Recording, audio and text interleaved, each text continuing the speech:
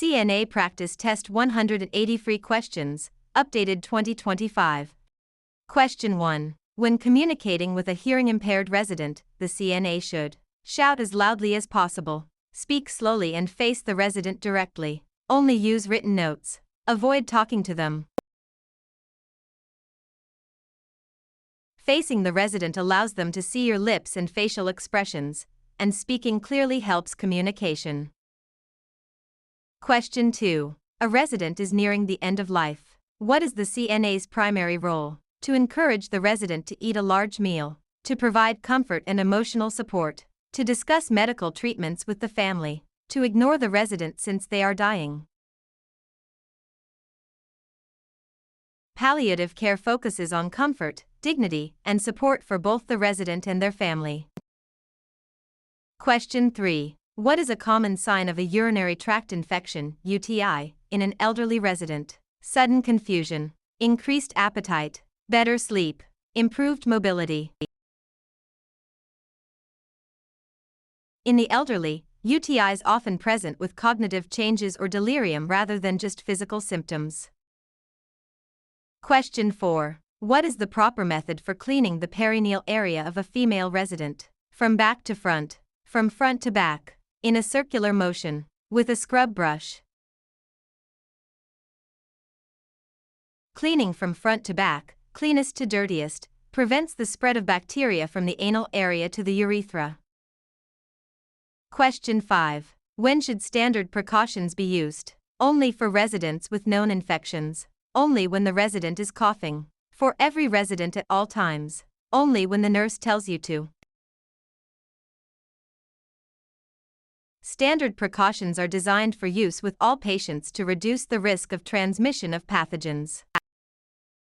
Question 6. If a resident is in a vest restraint, how often must they be checked? Every 15 minutes, every hour, every 2 hours, once per shift. Residents in restraints must be monitored at least every 15 minutes to ensure safety and circulation. Question 7. A resident refuses a bath. What should the CNA do? Force the resident to bathe. Skip the bath and try again later. Tell the resident's family. Document that the resident is difficult. Residents have the right to refuse care. The CNA should respect the refusal and try again at a different time. Question 8. What is the normal range for an adult's oral temperature? 96.6 to 98.6 F, 97.6 to 99.6 F, 98.6 to 100.6 F, 95.0 to 97.0 F. The average oral temperature is 98.6 degrees Fahrenheit, with a normal range typically between 97.6 degrees Fahrenheit and 99.6 degrees Fahrenheit. Question 9. Which of the following is an example of objective data? The resident says they have a headache. The resident's blood pressure is 120/80. The resident feels nauseous. The resident is worried about their family. Objective data is observable and measurable information, such as vital signs. Question 10. What is the correct way to lift a heavy object? Bend at the waist and keep legs straight. Keep feet close together. Bend at the knees and use leg muscles. Lift with your back muscles. Proper body mechanics involve using the strong leg muscles and keeping the back straight to prevent injury. Question 11. What should a CNA do before entering a resident's room? Walk right in. Knock and wait for permission to enter. Call out the resident's name from the hall. Check the resident's chart. Knocking is a matter of respect and privacy for the resident's home. Question 12. How often should a resident who is unable to move be repositioned? Every hour, every 2 hours, once per shift, only when they complain of pain. To prevent pressure ulcers, immobile residents should be repositioned at least every 2 hours.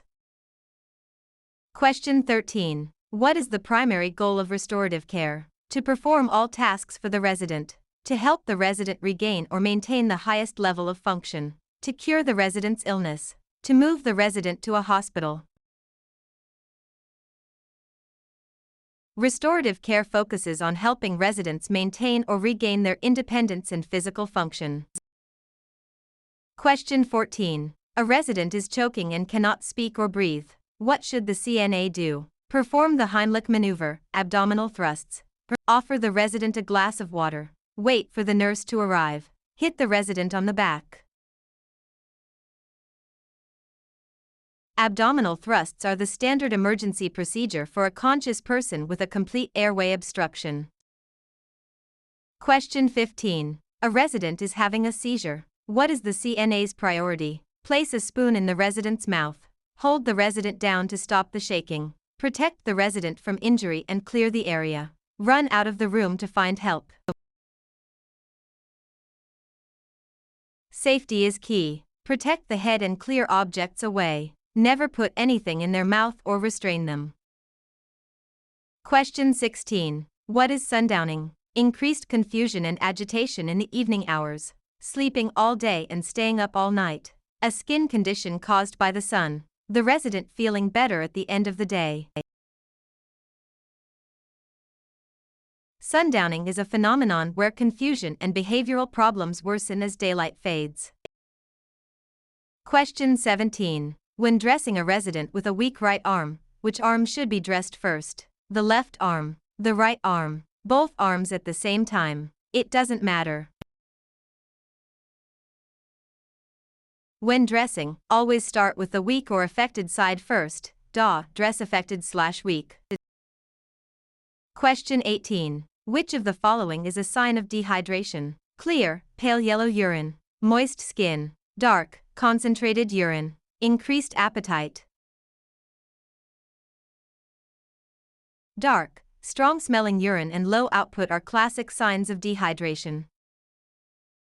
Question 19. A resident with Alzheimer's disease is wandering the halls. What should the CNA do? Lock the resident in their room. Tell the resident they are being naughty. Gently redirect the resident to a safe area or activity. Tie the resident to a chair. Redirection is a safe and effective technique for managing wandering behavior in dementia patients. Question 20. What is the most effective way to prevent the spread of infection? Wearing gloves at all times. Washing hands frequently. Using antibacterial spray on everything. Keeping all residents in their rooms.